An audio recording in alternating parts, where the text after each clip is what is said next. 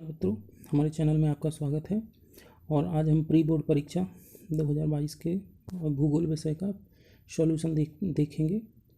और आप लोगों से एक बात शेयर करनी है कि जो हमारे डिस्क्रिप्शन लिंक पे हैं आप जाएंगे तो वहाँ पर आपको और सब्जेक्ट के भी सॉल्यूशन मिल जाएंगे। चलिए, और साथ में आपको लाइक, शेयर और सब्सक्राइब ज़रूर करना है। तो आइए हम देखते हैं सॉल्यूशन। तो सबसे पहले सही विकल्प जो क्वेश्चन नंबर 1 है आपका, अमूलवादी विचारधारा का प्रतिपादन ये कार्ल मार्क्स ने किया है। विश्व में सर्वाधिक जनसंख्या वाला देश चीन है, दूसरे नंबर पे भारत है। नेक्स्ट, कौन सा तृतीयक क्रियाकलाप है? तो व्यवसाय है। प्रथम पे आ जाता है कृषि, खनन, इसके बाद दूसरे पे आ जाता है कुटीर उद्योग, और तीसरे नंबर पे आता है व्यवसाय, और चौथे नंबर पे आ जाता है आपका सेवा क्षेत्र। नेक्स्ट, किस राज्य में सर्वाधिक आप्रवासी आते हैं? तो इसका आंसर है महाराष्ट्र राज्य में सर्वाधिक आप्रवासी आते हैं। जल किस प्रकार का संसाधन है? तो यह चक्रीय संसाधन है। अब इसको अगर डिटेल में पढ़ना हो तो हमारे नेक्स्ट वीडियो में आप पढ़ सकते हैं। रिक्त स्थानों की पूर्ति कीजिए।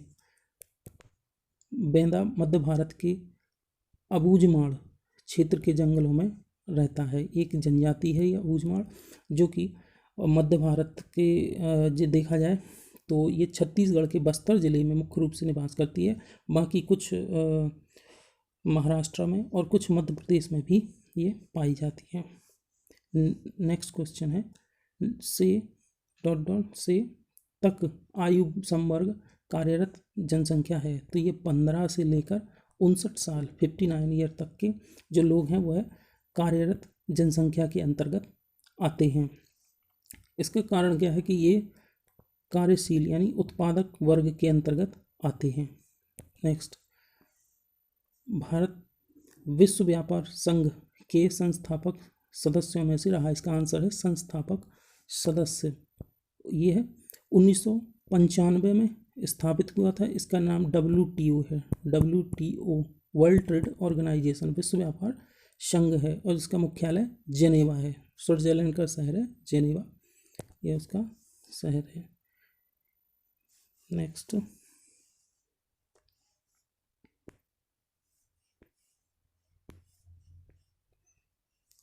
नेक्स्ट है, किस देश के अत्यंत महत्वपूर्ण घटक है? किस देश के अत्यंत महत्वपूर्ण घटक यानी लोग किस देश सबसे ज़्यादा अत्यंत, और ये है क्या है, महत्वपूर्ण घटक है। नेक्स्ट चलते हैं, समतल क्षेत्रों में ग्रामीण बस्तियों का प्रतिरूप दिखाई देता है। ये होता है आयताकार प्रतिरूप। भरमौर जनजातीय क्षेत्र हिमाचल प्रदेश के किस जिले में रहती है? तो ये है चंबा जिला। नेक्स्ट, सही जोड़े बनाइए।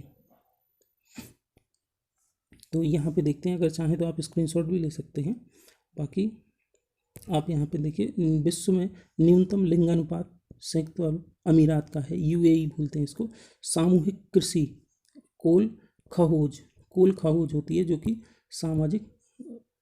सामूहिक कृषि करते हैं ये लोग।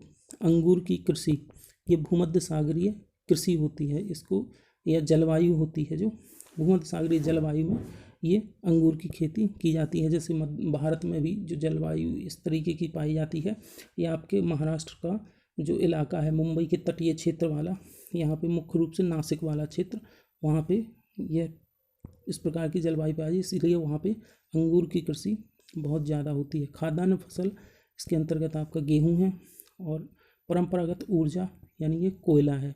परंपरागत का मतलब ये होता है कि जिसको एक बार अपन लोग खर्च कर देते हैं तो वह दोबारा से उत्पन्न नहीं होती है। परंपरागत रूप से ये क्या है, ख़त्म होते जा रहे हैं।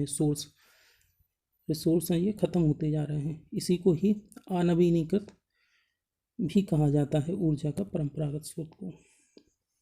नेक्स्ट देखते हैं, एक वाक्य में उत्तर।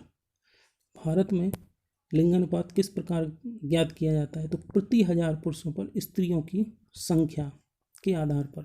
नेक्स्ट है इसका 2011 की जनगणना के अनुसार भारत की जनसंख्या कितनी है? तो 121 करोड़ जो है जनसंख्या है। नेक्स्ट देखते हैं भारत में किस राज्य में स्त्री साक्षरता दर न्यूनतम है? तो ये है बिहार राज्य। कौन सा? बिहार राज्य। बड़ी लाइन ब्रॉड गेज में रेल पटरियों के बीच की दूरी कितनी होती है? ये 5 फीट 6 इंच की होती है और 1676 मिलीमीटर होती है। एक बात और बता दें आपको यहाँ पे कि यह 3 प्रकार का होती है। जो रेल पटरियाँ होती हैं 3 प्रकार की होती हैं। एक मीटरी गेज और एक होती है नैरो गेज और जो तीसरी होती है ये ब्रॉड गेज। ये सबसे बड़ी होती है। ब्रॉड गेज सबसे बड़ी होती है जो कि हमारी अभी चल रही है ट्रेन वगैरह, ये सब इसी गेज पे चल रही है। नेक्स्ट है स्थान बदलकर की जाने वाली कृषि क्या कहलाती है? तो वो है स्थानांतरित कृषि या इसी को कहते हैं झूम कृषि। और इसको कई स्थानों पर कई नामों से जाना जाता है। कहीं पर इसको पोडियार भी बोलते हैं और कई जगह इसके अलग अलग नाम हैं। नेक्स्ट देखते हैं महानगर की जनसंख्या कितनी होनी चाहिए? तो महानगर की जनसंख्या लगभग 40 लाख एवं इससे अधिक हो सकती है। नेक्स्ट है सत्य असत्य लिखिए। तो यहाँ पे हम देखते हैं वेनेजुएला ओपेक का सदस्य है, सत्य है ये। ओपेक एक और संगठन है जो कि तेल निर्यातक देशों का संगठन है और इसका मुख्यालय वियना है, ऑस्ट्रिया की राजधानी वियना में। और इसका मुख्य स्थापना हुई थी 1960 ईरान में इसकी स्थापना हुई थी। इथियोपिया की राजधानी अदिस अबाबा है, बिल्कुल सत्य है। आंतरिक प्रवास के अंतर्गत 3 धाराएं होती हैं, ये बिल्कुल असत्य है। इसके अंतर्गत 4 धाराएं होती हैं और 4 धाराएं वो होती हैं नगर से नगर की ओर, नगर से ग्रामीण क्षेत्र की ओर, ग्रामीण से नगर की ओर और ग्रामीण से ग्रामीण की ओर। ये इस तरीके से ये 4 प्रकार के जो होते हैं प्रवास होते हैं। ये होते हैं आंतरिक प्रवास, मतलब देश के अंदर ही प्रवास होना, और अगर अंतर्राष्ट्रीय प्रवास होता है तो वो देश के बाहर प्रवास होता है। नेक्स्ट ग्रामीण बस्तियों के लोग प्राथमिक क्रियाकलाप में संलग्न रहते हैं, ये बिल्कुल सत्य है क्योंकि यहाँ पे अधिकांश जो लोगों का जीवन रहन सहन होता है वह ग्रामीण क्षेत्र में कृषि आधारित होता है और कृषि क्षेत्रों में लगे रहते हैं। जैसे पशुपालन हुआ, दूध उत्पादन हुआ, है ना, मछली पालन या भेड़ पालन या जो भी होते हैं इस तरीके से क्रियाकलाप, वह सब प्राथमिक क्रियाकलापों में लगे रहते हैं। नेक्स्ट है भारत कपास उत्पादक में विश्व में प्रथम स्थान पर है, ये बिल्कुल असत्य है। भारत दूसरे स्थान पर है। भारत कपास के उत्पादन में विश्व में दूसरे स्थान पर है, जबकि वह प्रोडक्शन मतलब खपत करने में यानी वह प्रथम नंबर पे है। ईमेल एक जनसंचार का माध्यम है, ये बिल्कुल सत्य है। ईमेल एक जनसंचार का माध्यम है।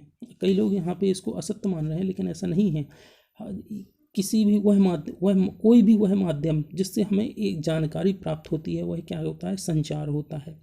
अब जो जनसंचार जैसे चाहे ईमेल हो, चाहे मेल हो, चाहे व्हाट्सएप हो, चाहे फेसबुक हो, ये क्या है? संचार के माध्यम हैं जो कि इलेक्ट्रॉनिक हैं। ये भी इलेक्ट्रॉनिक जनसंचार है। और न्यूज़पेपर हुआ तो ये कौन से हो जाते हैं? ये प्रिंट यानी प्रिंट वाले जो ये होते हैं वो संचार के माध्यम होते हैं। प्रिंट मीडिया और इलेक्ट्रॉनिक मीडिया, ये इलेक्ट्रॉनिक के अंतर्गत आता है। नेक्स्ट रेडजेल के अनुसार, अभी आते हैं क्वेश्चन आंसर पे। रेडजेल के अनुसार मानव भूगोल की परिभाषा। तो मानव भूगोल वह विज्ञान है जिसमें मनुष्य तथा वातावरण के पारस्परिक संबंधों का क्षेत्रीय आधार पर अध्ययन करते हैं। तो यहाँ पे देखिए जो मानव भूगोल विज्ञान है जिसमें हम मनुष्य तथा वातावरण यानी जहाँ पे मनुष्य रहता है, जिस वातावरण में रहता है, उसके पारस्परिक संबंधों का अध्ययन क्षेत्रीय आधार पर किया जाता है। अर्थात यहाँ पे वह जिस क्षेत्र पे, चूँकि मानव पूरे विश्व की यानी एक सी जलवायु तो है नहीं है, इसलिए इनका क्या है? क्षेत्रीय अध्ययन। जहाँ पे जैसी जलवायु होगी उसका उस तरीके से वहाँ पे अध्ययन किया जाएगा। वहाँ के खान पान, वहाँ का रहन सहन कैसा है, उनकी संस्कृति क्या है, इस तरीके से उनका क्षेत्रीय अध्ययन किया जाता है। नेक्स्ट जो है व्यापारिक पशुपालन किसे कहते हैं? तो आप यहाँ पे देखते हैं कि ग्रामीण क्षेत्र में जो अधिकांशतः पशुपालन होता है वह खुद के उत्पादन के लिए होता है। जैसे अगर कुछ लोग जो घर में गाय पालते हैं, एक दो घर गाय पालते हैं, तो वो क्या करते हैं, खुद के लिए दूध का उत्पादन करते हैं। क्योंकि व्यापारिक रूप से अगर उनको उत्पादन करना होता है तो वह पशुओं को बहुत बड़ी मात्रा में पालते हैं, इसलिए उनको क्या है, व्यापारिक दृष्टि से पाला जाता है।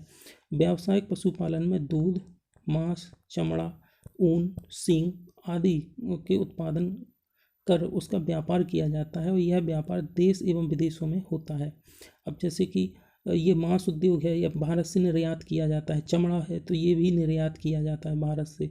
ऊन है, ये भी निर्यात किया जाता है, विदेशों में निर्यात किया जाता है। जबकि बहुत सारा ये देशों में ही खप जाता है, यानी देश में ही इसका विक्रय किया जाता है। नेक्स्ट है स्थानांतरित कृषि की कोई दो विशेषताएं लिखिए। स्थानांतरित कृषि को झूम कृषि कहते हैं।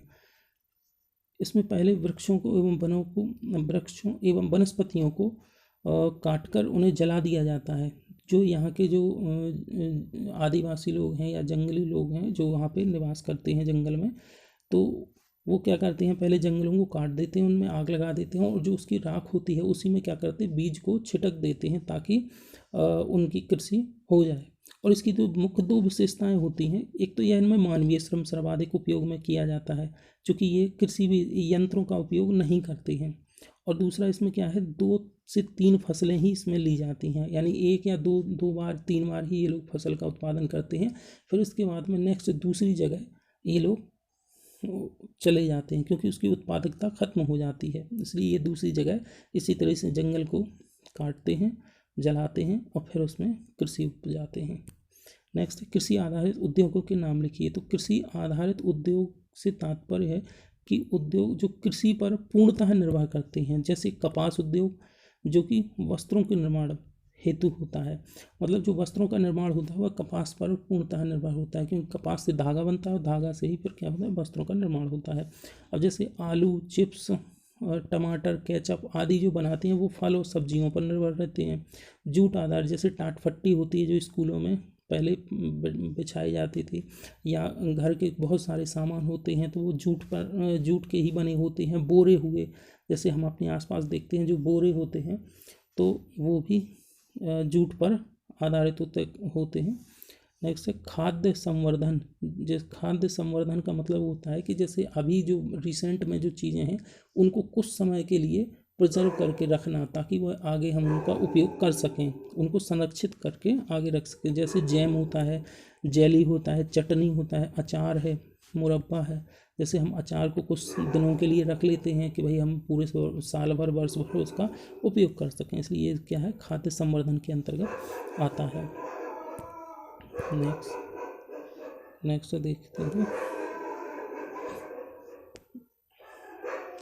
दोस्तों, लाइक ज़रूर कर दीजिएगा, लाइक शेयर और सब्सक्राइब जरूर कीजिएगा, अपने मित्रों में लाइक शेयर कर दीजिएगा और आप लोग ज़रूर इसको सब्सक्राइब जरूर कर लीजिएगा, क्योंकि भाई बहुत कम सब्सक्राइबर हैं, इसलिए हमें कहना पड़ रहा है आप लोगों से सब्सक्राइब जरूर करते जाइएगा, है ना। फ्री में होता है, पैसा नहीं लगता है इसका, इसलिए प्लीज़ सब्सक्राइब जरूर कीजिए। हाँ, नेक्स्ट देखिए, मानव बस्ती को परिभाषित कीजिए। तो मानव बस्ती मतलब जहाँ पे मानव रहता है तो वही क्या हो जाती है, बस्ती हो जाती है, वहीं पे उनके रहने लायक स्थान हो जाता है। एक ऐसा स्थान जहाँ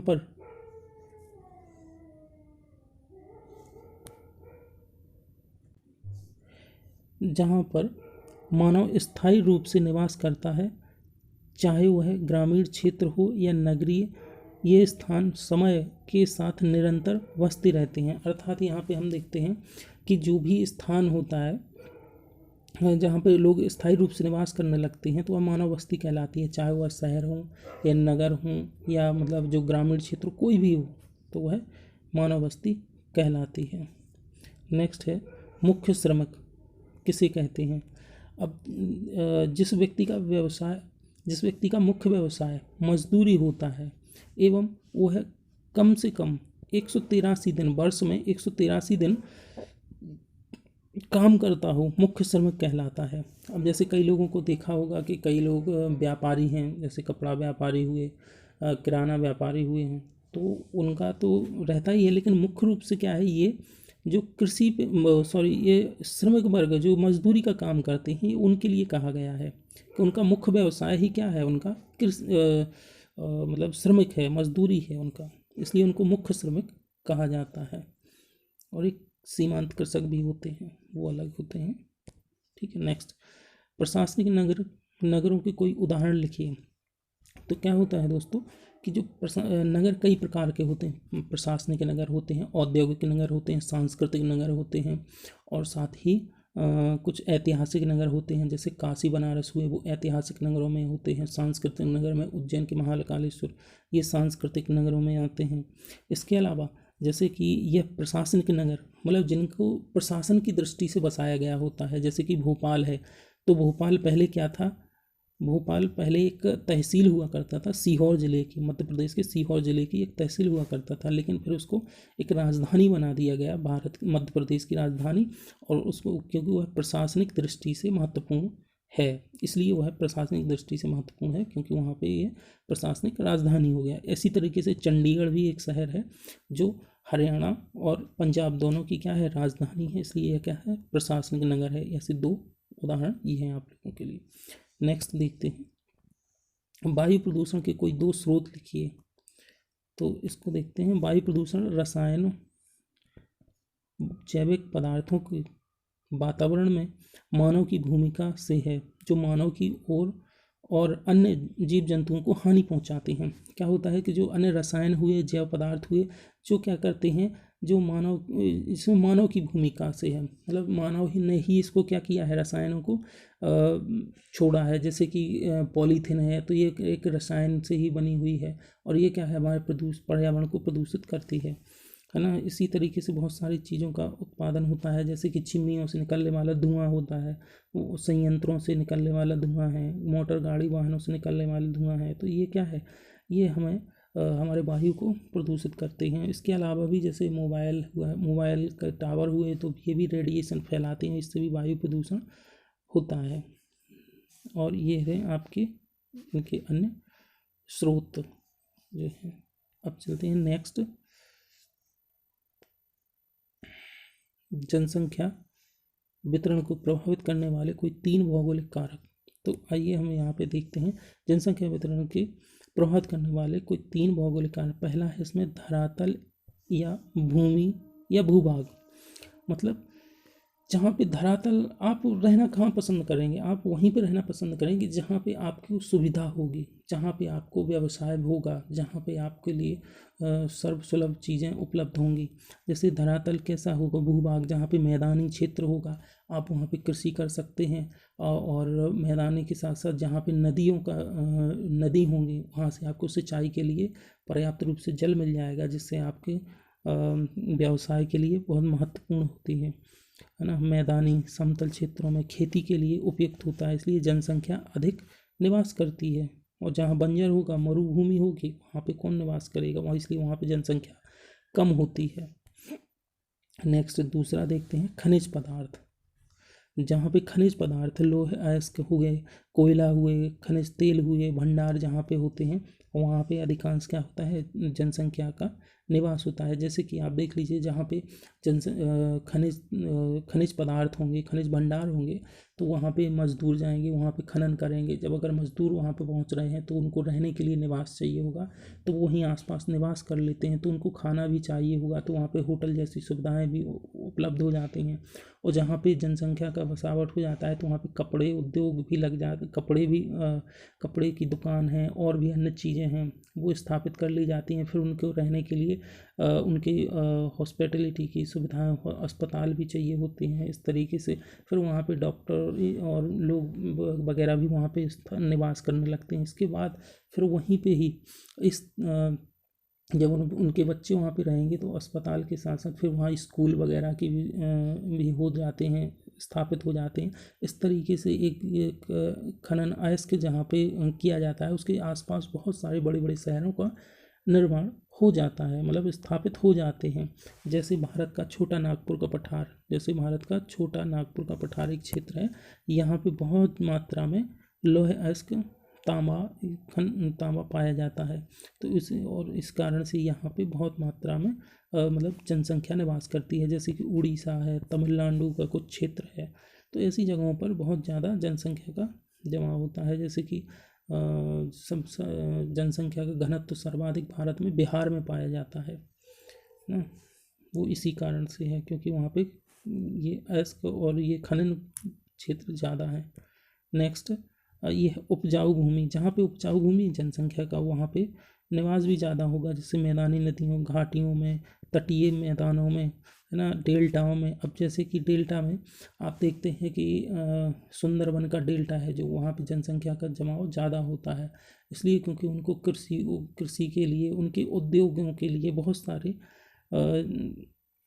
सुविधा हो जाती है वहाँ पे, इसलिए वह निवास करते हैं वहाँ पे।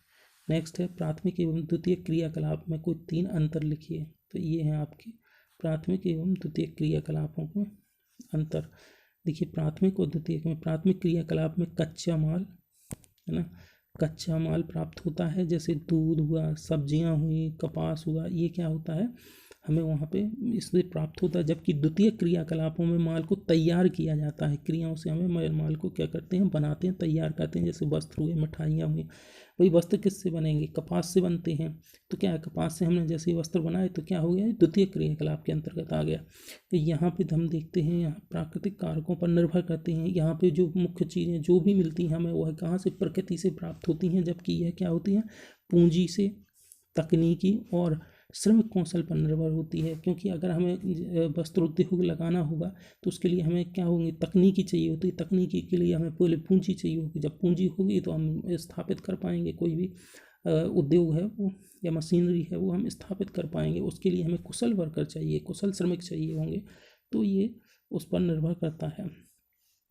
साथ ही नेक्स्ट देखते हैं, ये होता है जो, ये मछली पालन, पशुपालन और कृषि खनन कार्य होता है। और इसका उदाहरण के रूप में देखें, कपास में वस्त्र बनाना, अयस्क से इस्पात बनाना।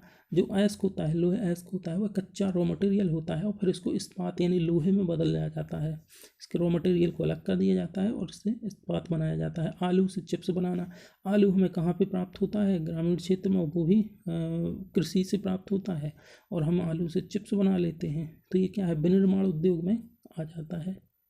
नेक्स्ट चलते हैं, जनसंख्या, सॉरी,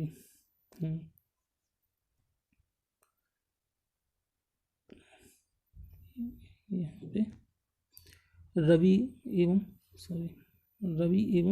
खरीफ की फसलें, रबी एवं खरीफ की फसलों में अंतर। तो रबी की फसलों की बुआई अक्टूबर और नवंबर में की जाती है।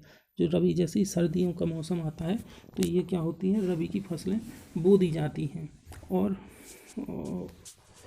ये मार्च अप्रैल में काट ली जाती हैं। जबकि खरीफ की फसलों की बुआई जून जुलाई में होती है और सितंबर अक्टूबर में इनको काट लिया जाता है। ठंडी की शुरुआत में बोई जाती हैं एवं बसंत ऋतु में यह काट ली जाती हैं। और ये मानसूनी फसलें होती हैं। आप लोगों ने देखा होगा कि जब बरसात होती है तो उसी को ही क्या बोलते हैं, मानसून बोलते हैं, कि भाई मानसून आ गया। ये मानसून समाप्त होने पर ही काट ली जाती हैं, है ना। और यहाँ पे तीसरा जो है आपका, पानी की मात्रा की इसमें ज़्यादा आवश्यकता होती है खरीफ की फसलों को, रबी की फसलों को कम पानी की मतलब उतनी कम पानी की आवश्यकता होती है। जैसे गेहूँ हुआ, चना हुआ, मटर हुआ, तिलहन हुआ, इनको कम पानी की आवश्यकता होती है, 2 या 3 पानी में ही ये फसलें हो जाती हैं। जबकि खरीफ की फसलों के लिए बहुत ज़्यादा पानी की मात्रा चाहिए होती है। जैसे कि चावल हुआ, आपको तो पता होगा, अगर आपके आसपास अगर होता होगा तो बहुत मात्रा में पानी चाहिए होता है। गन्ना को भी बहुत मात्रा में पानी चाहिए होता है, कपास और मूंगफली को भी चाहिए होता है। और ये दलहन होती हैं, जैसे मूंग हुई, उड़द हुई। तो इस तरीके से बस पानी का भराव नहीं होना चाहिए बाकी। और नेक्स्ट देखते हैं 18वां क्वेश्चन, भारतीय राष्ट्रीय जल नीति 2002 की कोई 4 विशेषताएं लिखिए। तो हम यहाँ पे देखते हैं, सबसे पहले है जल अभाव वाले क्षेत्रों को जल आधिक्य वाले क्षेत्रों से जल के स्थानांतरण की व्यवस्था करने का प्रावधान किया गया। तो तो यहाँ पे देखिए जहाँ पे जल का अभाव था, जैसे कि बुंदेलखंड क्षेत्र में है, जल का बहुत मात्रा अभाव है, इसलिए वहाँ पे क्या करके जहाँ पे आधिक्य है, जहाँ पे जल की ज़्यादा मात्रा है, तो वहाँ से लाके और वहाँ से लाके और उस क्षेत्र तक पहुँचाना जहाँ पे पानी की समस्या है। जैसे मध्य प्रदेश में अभी ये केन बेतवा लिंक परियोजना हुई है, जो कि बुंदेलखंड क्षेत्र को सिंचित करने के लिए बनाई गई है, इसी पर आधारित है, इसी नीति के आधार पर वो बनाई गई है। नदी जोड़ो परियोजना वो इसी नीति के अंतर्गत आई है। नेक्स्ट देखिए, जल के आवंटन में सबसे अधिक प्राथमिकता पेयजल की मिलनी चाहिए। मतलब इसमें यह कहा गया इस नीति में कि जो सबसे बड़ी इसकी जो प्राथमिक जो है प्राथमिक उपयोगिता इसकी यही है कि यह सबसे ज़्यादा पेयजल के लिए उपयुक्त है यह, फिर इसके बाद में सिंचाई के लिए, फिर इसके बाद जल विद्युत, यानी जब पहले पेयजल की समस्या समाप्त हो जाएगी, इसके बाद जो बचेगा तो वो पानी सिंचाई में उपयोग होगा, फिर जल विद्युत में उपयोग होता है, फिर इसके अनुसार अन्य चीज़ों में। नेक्स्ट देखिए तीसरा, सिंचाई व्यवस्था के प्रबंधन के लिए किसानों की भागीदारी होनी चाहिए। और इसमें जो सिंचाई व्यवस्था के जो प्रबंधन किया जाएगा तो उसमें किसानों को रखा जाएगा, उसमें उनकी भागीदारी या सलाह ली जाएगी। इसके बाद में नेक्स्ट देखते हैं, जल विकास की योजना बनाते समय सूखा प्रवण क्षेत्र को प्राथमिकता देना। जहाँ पे सूखा है, जैसे कि बुंदेलखंड बहुत सारे जगह से ये सूखा क्षेत्र प्रभावित होता है, इसलिए यहाँ पे सबसे पहले उसको प्राथमिकता दी गई। इसके बाद जल संसाधनों के विकास में जल के चक्रीकरण को पुनः प्रयोग में महत्वपूर्ण अंग माना गया। मतलब जैसे ही जल के संसाधन में चक्रीकरण, मतलब जैसे ही जल पानी बरसता है तो उसका स्टोर कर लेना, जगह जगह डैम का निर्माण कर लेना, ताकि वो जल जो है मतलब जो जल का वाटर लेवल होता है वो बना रहे। अब नेक्स्ट देखते हैं 19वां, विश्व के सीमाकार। अब आ जाइए यहाँ पे मानचित्र में, तो यहाँ पे देख लीजिएगा, ये नॉर्वे है, ना कि नावे, आप देख लीजिएगा, नॉर्वे है, हिंद महासागर है, भूमध्य सागर, यहाँ पे सॉरी, ये 5 जो हैं आपको हम अभी बताते हैं विश्व के मानचित्र में, और ये 5 हैं इनको भी बताता हूँ मैं। अब आइए नेक्स्ट चलते हैं भूगोल के में, संसार के नक्शे में।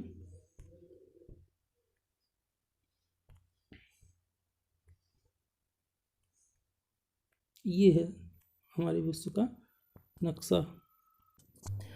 यहाँ पे हम देखते हैं नॉर्वे, तो आप आइए देखिए यहाँ पे ये है विश्व का नक्शा, और ये जो है ये क्षेत्र है, यहाँ पे आपको बता दूँ मैं, ये जो क्षेत्र है ये है ग्रीनलैंड, है ना, ये ग्रीनलैंड है। और यहाँ पे ये जो दिख रहा है ना आपको, ये वाला क्षेत्र,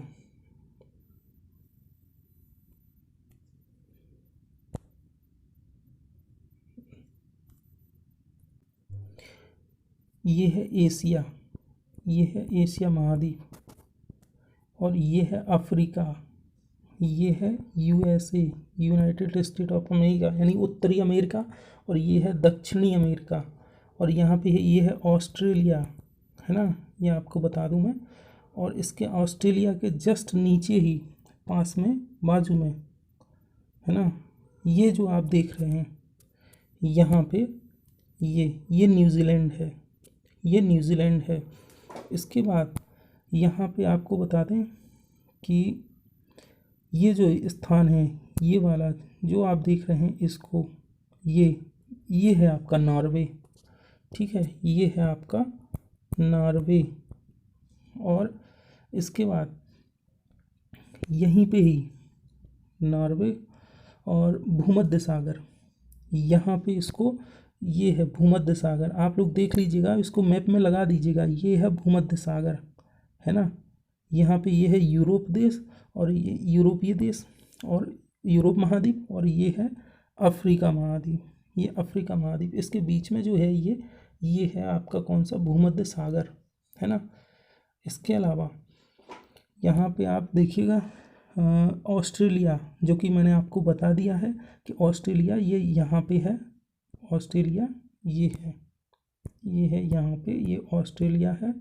इसके बाद आपको पंपास घास के मैदान, तो पंपास घास के मैदान आप आइए यहाँ पे, ये दक्षिण अमेरिका में, दक्षिण अमेरिका के ये है अर्जेंटीना, और यहाँ पे आपको ये पंपास घास के मैदान मिल जाएंगे, जिसके अंतर्गत ये ब्राज़ील है देश, और ये है अर्जेंटीना। ब्राज़ील और अर्जेंटीना, पराग्वे जो तीन, और उरुग्वे, पराग्वे उरुग्वे, ये पराग्वे है। यहाँ पे ये जो 3-4 देश दिख रहे हैं, यहाँ पे है पंपास घास के मैदान है। और यूएसए का औद्योगिक क्षेत्र, तो आइए उत्तरी अमेरिका में चलते हैं, और यहाँ पे जो है ये जो क्षेत्र है इनका औद्योगिक क्षेत्र है। यहाँ पे एक स्थान है लॉस एंजल्स, है ना, यहाँ पे एक लॉस एंजल्स नामक स्थान है, और यहीं पे सैन फ्रांसिस्को है। तो ये उनके मुख्य औद्योगिक क्षेत्र आते हैं। इसके बाद नेक्स्ट देखते हैं हिंद महासागर। आइए हम देखते हैं अब हिंद महासागर। तो ये भारत है, और भारत के ये जो दक्षिण में ये है, ये विशाल पानी जो दिखाई दे रहा है इस तरीके का, ये यहाँ पे क्या है, ये हिंद महासागर है, ये हिंद महासागर है। नेक्स्ट देखते हैं न्यूजीलैंड, जो कि अब आपको बता दिया था कि ऑस्ट्रेलिया के दक्षिण पूर्व में ये क्या है, न्यूजीलैंड है, ये न्यूजीलैंड है। इसके बाद रुहर क्षेत्र, आइए हम बताते हैं रुहर क्षेत्र क्या है। यूरोपीय देश में चले जाएंगे जब हम, यूरोपीय देशों में, तो यहाँ पे ये मिलता है हमें, यूरोपीय देशों में जर्मनी मिलता है। ये जो है यहाँ पे ये क्या है, जर्मनी है, ये फ्रांस हुआ, ये जर्मनी है, और ये यहाँ पे ये है जर्मनी, है ना, ये जर्मनी है, ये फ्रांस है। तो यहाँ पे जो आपका जर्मनी का है, जो ये क्षेत्र यहाँ पे है रूर प्रदेश। तो आप यूरोप वाले में आप यहाँ पे चले जाएंगे, तो आप यहाँ पे इसको लगा सकते हैं, इसको टिक कर सकते हैं यहाँ पे रूहर क्षेत्र। इसके बाद आ जाते हैं सिंगापुर बंदरगाह पर। सिंगापुर बंदरगाह तो भारत के यहाँ पे आ जाइएगा, और यहाँ पे एक ये जो आपको दिख रहा है ये सुमात्रा, ये जो है ये सुमात्रा है, और इसके ही जस्ट पास में मलेशिया है, और मलेशिया के नीचे यहाँ बोर्नियो होगा, उसके पास मलेशिया के जस्ट यहाँ पे है ये जो आपको दिखाई दे रहा है, यहाँ पे ये यहाँ पे है आपका सिंगापुर, ये मैंने निशान लगा दिया, ये सिंगापुर है। इसके बाद न्यूयॉर्क शहर। तो आइए फिर से चलते हैं हम अमेरिका की ओर। यहाँ पे ये जो दिख रहा है आपको मैप में, ये वाला क्षेत्र जो मैं अभी आपको दिखाने वाला हूँ, ये जो क्षेत्र है ये है न्यूयॉर्क।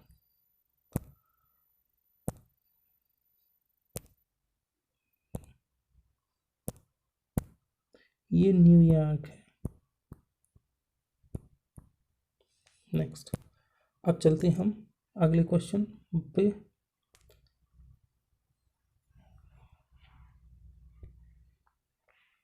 जो कि भारत वाला क्षेत्र है।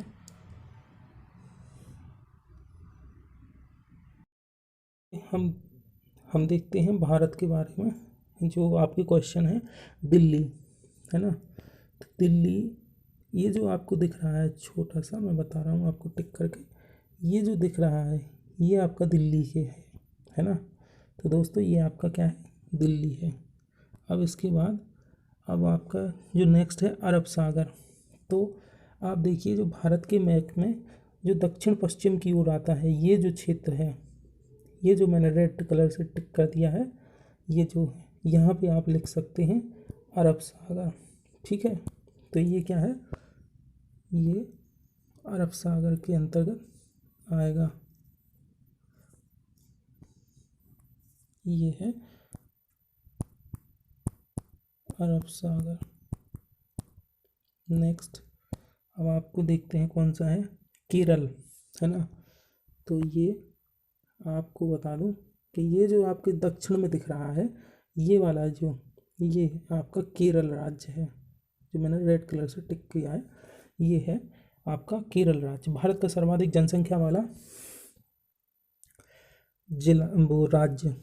तो आइए हम देखते हैं, बताते हैं कि जो सर्वाधिक जनसंख्या वाला राज्य ये है उत्तर प्रदेश, है ना। यहाँ पे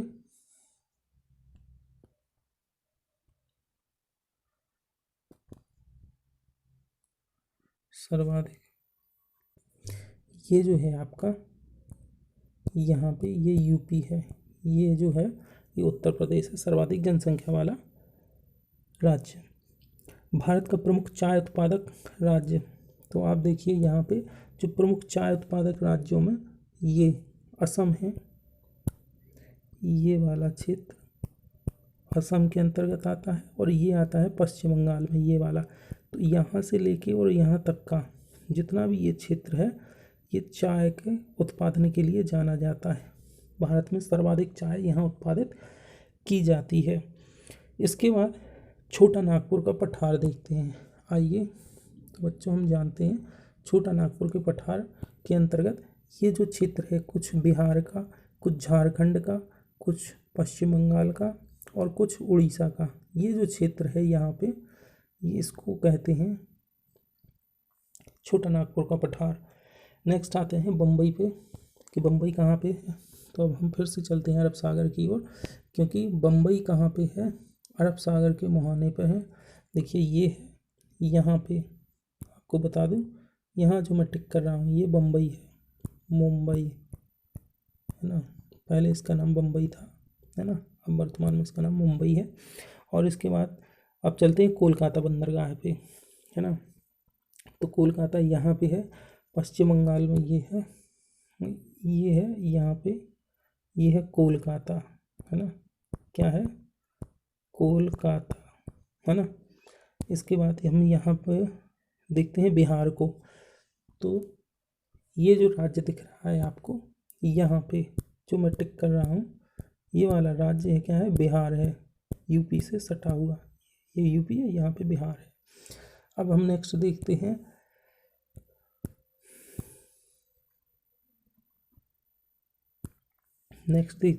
बंगाल की खाड़ी। तो बंगाल की खाड़ी बच्चों यहाँ पे ये जो आपको दिख रहा है, ये जो क्षेत्र, सॉरी, ये जो क्षेत्र दिख रहा है, ये पूरा, ये बंगाल की खाड़ी है। ये जो ट्रायंगल बन रहा है ये बंगाल की खाड़ी है। तो यहाँ पे बोलेंगे बंगाल की खाड़ी। चलिए ठीक, थैंक यू। चैनल को सब्सक्राइब करें, लाइक करें, शेयर करें।